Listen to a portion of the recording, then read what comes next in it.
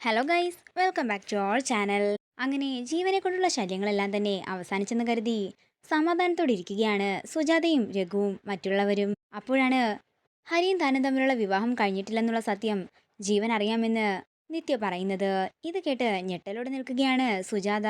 പിന്നീട് കാണിക്കുന്നത് സുജാത ജീവനൊപ്പിട്ട ഡിവോഴ്സ് പേപ്പറിനായിട്ട് ഹരിയുടെ അടുത്തേക്ക് ചെല്ലുന്നതാണ്. എന്നാൽ ഇതിനോടകം തന്നെ വീണ അത് അവിടെ നിന്നെടുത്ത് മാറ്റിയിട്ടുണ്ടായിരുന്നു. പിന്നീട് കാണിക്കുന്നത് പോലീസ് സ്റ്റേഷനിലേക്ക് ചെല്ലുന്ന രഘുവിനെയും സുജാതയുമാണ്.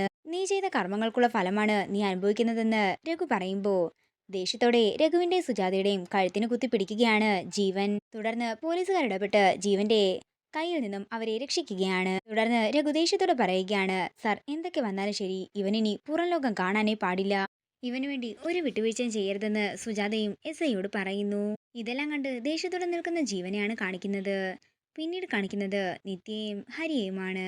എന്റെ സ്വന്തം അച്ഛനെയും അമ്മയും പോലെ തന്നെ ഇവിടെയുള്ള അച്ഛനെയും അമ്മയും നോക്കി ഇനിയുള്ള ജീവിതം മുന്നോട്ട് കൊണ്ടുപോകാനാ ഞാൻ തീരുമാനിച്ചിരിക്കുന്നത്.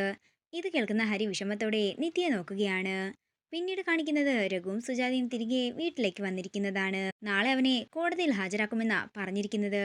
കോടതിയിൽ നിന്നും അവൻ ഒരു വിധത്തിലും രക്ഷപ്പെടാൻ പാടില്ല. അവന് ശിക്ഷ ലഭിച്ചിരിക്കണമെന്ന് ഉറച്ച തീരുമാനത്തോടെ പറയുകയാണ് രഘു. ഇതോടുകൂടി പ്രൊമോ വീഡിയോ ഇവിടെ അവസാനിക്കുകയാണ്. വീഡിയോ ഇഷ്ടമായെങ്കിൽ മറക്കാതെ ലൈക്ക് ചെയ്യുക, ഷെയർ ചെയ്യുക, കമന്റ് ചെയ്യുക. കൂടുതൽ സീരിയൽ അപ്ഡേറ്റ്സിനായി മറക്കാതെ സബ്സ്ക്രൈബ് ചെയ്യുക.